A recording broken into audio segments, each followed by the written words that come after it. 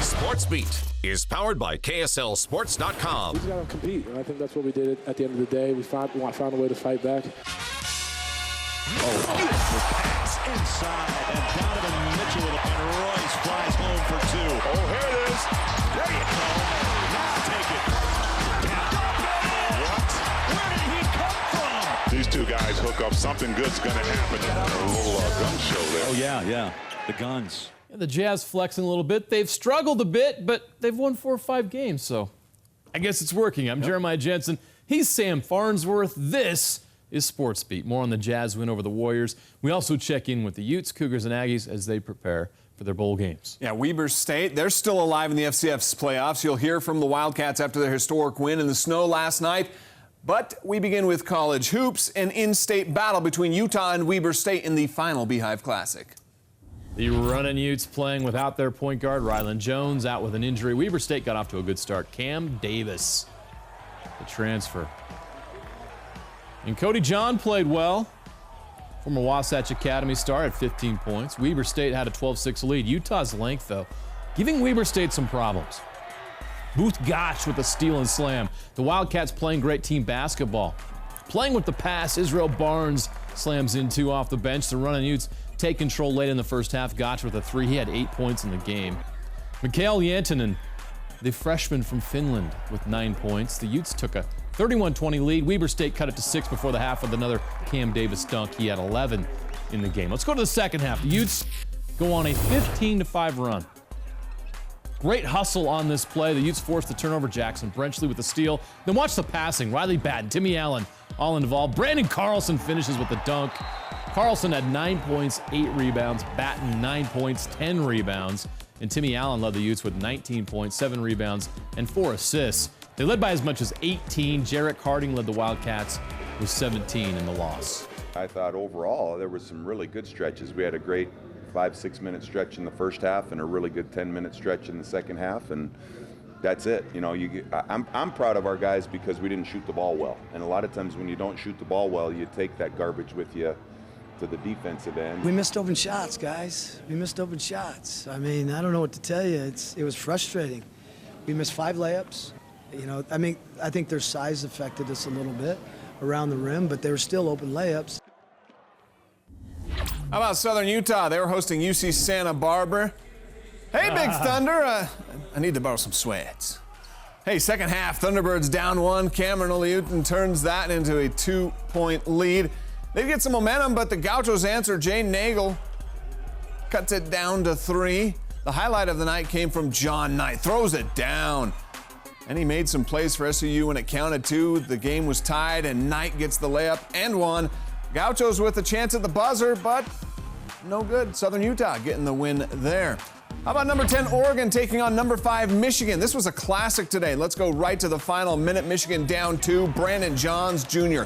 ties it up. Oregon gets the ball. Anthony Mathis at the buzzer. On its way. It's good. But guess what? Did he get the shot off in time? Replay shows he did not. So we go to overtime. Oregon takes a 1-point lead in OT. Michigan with the final possession. Johns drives, but the bounce doesn't go his way. Oregon holds on in a thriller, 71-70. Another matchup between top 15 teams, Memphis and Tennessee. The Vols jumped out to an early 12-5 lead. Josiah Jordan-James puts the lead up to 10, but Memphis would come right back. Final seconds of the first half. Tigers down 1, and Tyler Harris gives them a 1-point lead. 3.5 minutes left to go. Still a tight one. DJ Jeffries throws down the alley-oop. Tennessee would answer back, but Memphis takes the lead for good. Damian Baugh. And Memphis gets the 4-point win.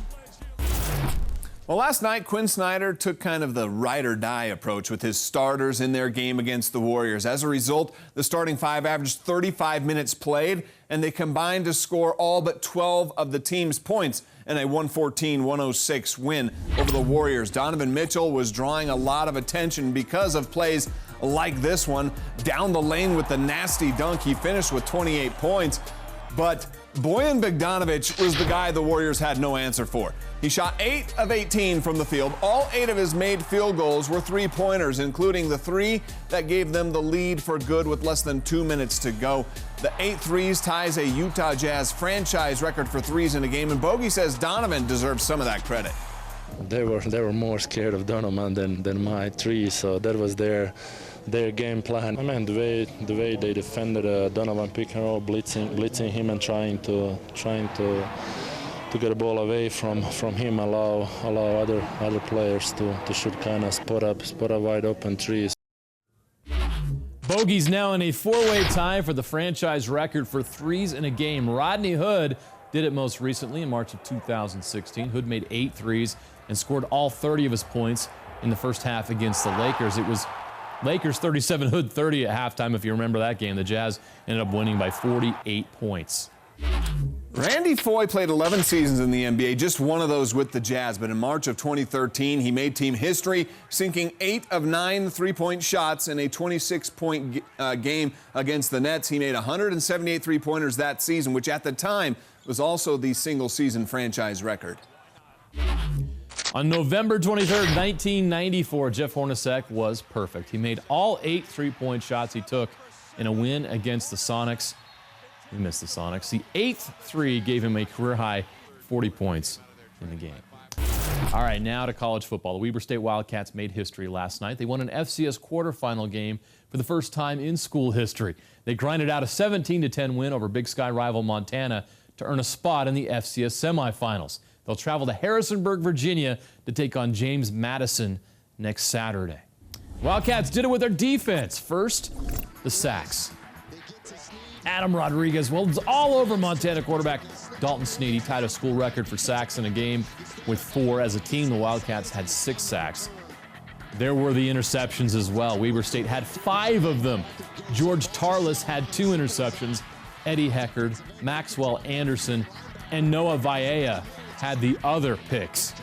Weber State had just 113 yards of total offense. The only offensive touchdown of the game was scored by Josh Davis. After spraining his ankle in the first half, he guts out this 11-yard touchdown. The play of the game was made by special teams in the fourth quarter. Up 10-7, Jacoby Harris blocks a Montana punt and recovers it in the end zone for a touchdown, and that turned out to be the difference in a 7-point win. Weber State waves goodbye to Montana and says hello to James Madison. 8-0 at home this year as a new Weber State record. 11 wins, ties a school record. We played angry, I would say, because the last game we went in there and kind of smacked us around, and this game we just showed what real Weber State football is like, and that's hard-nosed football and great defense. I'm grateful, really. I don't know how I ended up there. I was just doing my job, and I was trying to kind of hide from the quarterback and then show up at the end and get the pick. We said we wanted to take another step forward this year, and this is part of that step. I don't think we've finished it yet. We want to be mentioned with the elite teams in the country. This is, 3 straight years, at least in the quarterfinals, now going to a semifinal matchup. And yeah, I mean, I'm pretty happy with what's going on, but there's still a lot more to accomplish. When your starting defensive end is Batman, yeah, no kidding, you should win games like this, right? That's a nice look on Adam Rodriguez. Yeah. Right, up next, bowl preparations for the Aggies, Cougars, and the Utes. And he's also decided that he's going to forego the bowl game. Yeah, what Utah seniors will play in the Alamo Bowl, what key player is sitting out, and what does Morgan Scalley's contract amendment mean for the program? That plus Army-Navy. Those highlights next. One of college football's great traditions, the 120th meeting between Army and Navy. Army scored first and led 7-0, but Navy would score 31 unanswered. This is Navy quarterback Malcolm Perry. 29 carries, 304 yards and 2 touchdowns. That one went for 55 yards. Navy took the lead for good. Late in the second quarter, the only pass of the game for Navy, Chance Warren to Jamal Carruthers. Navy ends Army's 3-game win streak in the series. The Commander-in-Chief Trophy is headed to Annapolis. All right, the Utes are preparing for their final bowl game of the season. Well, final game of the season. It's a bowl game. The Alamo Bowl in San Antonio against 7-5 Texas. Yeah, this is a chance for the 11-2 Utes to end the season strong against one of the most recognizable brands in college football, and to do it while the eyes of Texas are upon them. It's also important for recruiting. The Utes have a long history of finding great players in the state of Texas and will continue to do so. For Texas players on the roster like Jalen Dixon and Brant Keithy, it's a chance to show the Texas football program how big of a mistake they made by not recruiting them. I was kind of hyped about it, not being, recruited by them, and knowing that, I feel that I was, capable of playing there, but them not seeing that way, it brings a little bit of a chip on my shoulder, and that's just a part of it. So they own the state, and obviously they don't offer a lot of guys, mostly 4 or 5 stars, so a lot of 3-star guys have to go outside the state, so that's just what position I am in. Happy to be here. He throws it outside, intercepted by Jaylen Johnson. 25-20, 15, 10-5. That's a touchdown. It's a house. Jaylen Johnson announced Friday he will forego his senior season and enter the NFL draft. He leaves Utah an All-American and will go down as one of the greatest players in program history. He's elected to enter the draft, which is no surprise. We all knew that was the plan from the original plan, and he's also decided that he's going to forego the bowl game. I give my advice and my opinion, but it's ultimately the player's decision. If asked for, my advice, and so we did have a discussion. Yep. So outside of Jaylen Johnson, there's a number of seniors with NFL draft potential, such as Bradley and Lucky Fotu, Zach Moss. Coach Witt said today he expects that they will be playing in the bowl game, and Moss explained to us why he's choosing to play in one more game in the crimson and white. Just wanted to play with my guys, it's one reason I came back was to play with these guys again, and I definitely want to go ahead and finish it off. Love this team, love the program, love the coaching, love the fans, and the community. So why not give everyone just one more? All right, so we've seen Jaylen Johnson in a Utah uniform for the last time. I mentioned he'll go down as one of the best players in Utah history. Let's show you the evidence. Yeah, it wasn't often opposing quarterbacks would test Jaylen Johnson because when they threw his way, well, they usually paid a price, and these are some of those moments. Jaylen Johnson's 5 best plays as a Ute. Pressure coming. Daniels intercepted. Jaylen Johnson intercepts Daniels. Yeah, number 5, Jaylen's leaping interception at the goal line in a win over USC in 2018. He had 4 interceptions his sophomore year. That was one of them. Pressure off the edge. He's throwing it long. Looking for Shumway, and it's intercepted. Jaylen Johnson with his first career interception. It's fitting his first interception came in the rivalry game. His freshman year, he picked off Tanner Mangum in a Utah win down in Provo.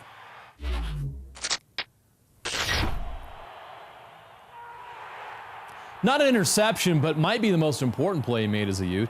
On 4th and 5 late against Oregon in 2018, Jaylen breaks up a Justin Herbert pass, turning the ball over on downs, and the Utes' 32-25 win, a key victory on their way to the Pac-12 South title. Bringing pressure. Easton throws an interception. Jaylen Johnson down the sideline, all the way. Touchdown, Utah.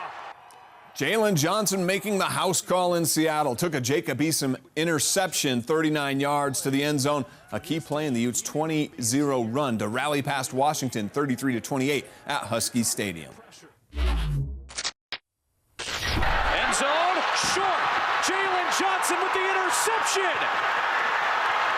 It's a foot race. And it's a house call for Utah. Jaylen with a 100-yard interception return for a touchdown against Stanford in 2018. A key play in the Utes' 40-21 win over a Stanford team that at the time was ranked number 14 in the country. It was quite a week for Morgan Scalley. He didn't win, but he was a finalist for the Broyles Award, which goes to the best assistant coach in college football, and he was a big hit at the ceremony the other day. It was also announced that Coach Scalley has agreed to a contract amendment that will secure his position long-term with the program. Kyle's continued faith in me, his trust in me, along with Mark Harlan. I don't want to go anywhere. I love my family. I love this place. I love this university, as well as I love the players. I see something special in this program, where we can head, and there's really no reason for me to leave right now. He's a guy that obviously is a hot commodity and had options, many options. And so that put everything to rest, and recruits know that he's going to be here for the long term, which is huge for our program. That was big.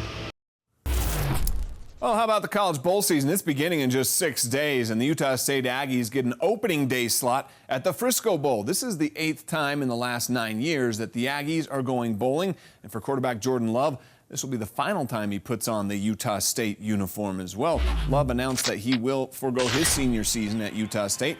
He declared for the NFL draft. Love experienced a bit of a drop-off from his stellar sophomore season, but still, there's plenty of interest from NFL scouts in the talents of Jordan Love. Multiple NFL draft projections have him ranked as a top 10 quarterback for next spring's draft.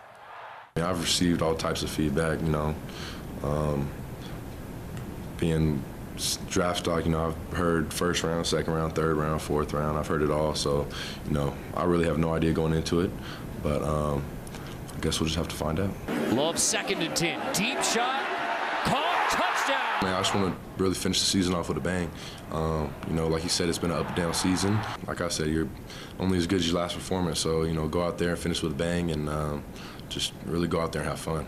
It's my last time playing for Utah State, so just going to go out there and have fun. We will be at the Frisco Bowl with the Aggies on Thursday and Friday. All right, sports fans around the country looking for a game to watch on Christmas Eve have one choice.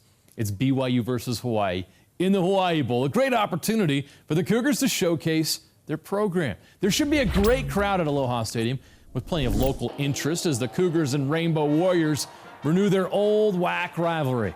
BYU's a 2-point favorite. Both teams very similar statistically. For Cougar seniors, it will be a chance to go out on a high note with a bowl win. Want to go out there one last time with these teammates of mine and coaches and just put together a full game, put together our best product of the year, and just go out on a high note. There's a lot to play for in this game, and a lot of eyes will be watching us and looking forward to performing and playing against a quality opponent like Hawaii. 4 more years. 4 more years. Yeah, this chant when we come back is for RSL's Aaron Herrera. He joins Jeremiah in studio to talk about his contract extension. He's one of the best young defenders in Major League Soccer, and he's not going anywhere. Aaron Herrera of Real Salt Lake has signed a long-term deal with RSL. And what is your reaction now that pen's to paper, you know where you're going to be for a while, and now obviously this has been a home for you quite a while, but now you know it's going to be in the future as well. Yeah, it's nice knowing where you're going to be, and especially being in a place you're happy being. I think we're building something really good right now, and I think with the hiring of Freddie and with all the players we have right now, I think we're moving towards better days. So I'm just looking forward to what this next season is going to bring. You mentioned Freddie. Now Freddie Juarez is the head coach. You know that moving forward, and I know you've had a long relationship with Freddie. In fact, he had a lot of responsibility in you being here in the academy, correct? Yeah. What's your history with Freddie? Yeah, definitely. So I mean, we're both from the same city. My dad was good friends with his family. So yeah, we've known each other for a while, and he was the one that got me to the academy because he knew me from back home, and he liked something in me as a player. So he brought me out to the academy, and then I was able to do pretty well there and make my way up. And then yeah, eventually I came here and we were reunited here, and so I mean we got a lot of history definitely, and yeah, he's a guy I definitely got a ton of respect for. You've referenced the RSL Academy, and you and several other great players in this club now were involved in that coming up. How much of an impact do you think that has had on your career and your development? How much of an advantage is it when there's a lot of other players in the league that haven't had something like that? Yeah, it's a huge advantage. I think we were isolated in Casa Grande, back where it used to be. We were sort of isolated there, and there's not much around it. Anyone that's been there sort of knows what it's like. So yeah, we were just soccer 24/7, and it was a huge advantage definitely for a lot of us that either went to college or went professionally straight out of the academy. Last season was kind of the roller coaster. This is the best way to describe it. But now you look forward. You're a part of the long-term future. What excites you about what you guys could do? It wasn't like you guys were terrible last year. You win a playoff game. You finished third in the West. What do you expect this season? What is the expectation you have for the future of this club? Yeah, I think that we're a team with a lot of young guys, and we got a nice balance of veterans as well. So I think we're a team with a ton of upside that people should be excited for. I think our fans should definitely be excited for what's coming here pretty soon, and we all had one common goal, which was just to keep moving forward, keep winning games, keep working our hardest week in, week out, no matter what else was happening. You have goals with Real Salt Lake, but you also have a goal with the U.S. national team. The Olympics are coming up this summer. Yep. I know that's a goal of yours. What is it looking like for you, and what are your expectations with that? We're the perfect age going into this Olympics, so it's something we definitely want to take advantage of because it's something that only comes across once in your life. So you definitely got to take advantage of it. I mean, it'd be an incredible opportunity. A lot to look forward to, but especially the future for Real Salt Lake. You're going to be an important part of that. Aaron, congratulations on the contract. Yep. Thanks for having me. Best of luck Yes, as you enter the offseason and into the season next year. Thank you. Right now at Vivint Arena, the Aggies and Cougars are facing off in the Beehive Classic. Utah State has been a top 25 team this season, is trying to snap a 7-game losing streak to the Cougars. Yeah, the Cougars are carrying that 7-game win streak over with the Aggies. The last time was in 2011 at the Spectrum that Utah State won in that series. So BYU opened the game with 3 straight threes from Toulson and Haas to go on a 9-2 run. Alfonso Anderson would end up cutting the lead to 5 for the Aggies after these threes go in the hoop. There's Anderson knocking one down. Now, Neemias Queta is back for the Aggies. We'll see if he plays more than 10 minutes tonight, showing off his mid-range game. But right now, BYU and Utah State are tied at 17. We will have complete highlights and post-game reaction to this game coming up on the KSL 5 News at 9 o'clock tonight. Saturday Night Live is live tonight, so we will see you then. Have a good night.